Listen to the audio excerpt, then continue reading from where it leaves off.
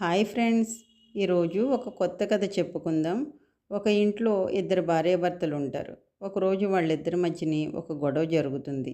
అయితే గొడవ కంప్లీట్ అయ్యాక భర్త ఆఫీస్కి వెళ్ళిపోతాడు.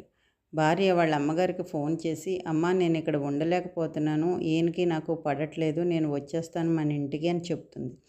అప్పుడు తల్లి, అలా రావద్దు, ఏం చేస్తావో పరిష్కరించుకుంటావో నీ నీ ఇష్టం, నీ లైఫ్, ఇక్కడికి మాత్రం రావద్దు. ఒక్కసారి పెళ్ళయ్యాక భర్తతోనే కలిసి రావాలి తప్ప ఒంటరిగా వచ్చిన స్త్రీకి గౌరవం ఉండదు అని చెప్పి అంటే, అప్పుడు సరే అని చెప్పి ఏం చేయాలని ఆలోచించి ఆ తర్వాత వాళ్ళ భర్తకి ఏది ఇష్టమో భోజనం, ఆ భోజనం అంతా రెడీ చేసి ఉంచుతుంది.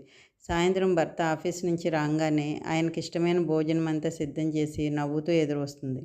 అంతే, భర్త ఫ్రెష్ అప్ అయి వచ్చి భోజనం చేస్తారు. ఇద్దరూ డిన్నర్ పూర్తి చేసుకున్నాక అంతే, భర్త ఆలోచిస్తాడు. మార్నింగ్ నా నుంచి ఏ తప్పు జరిగింది, నేనేం తప్పు మాట్లాడాను నా భార్యని అని చెప్పి ఆలోచించుతాడు.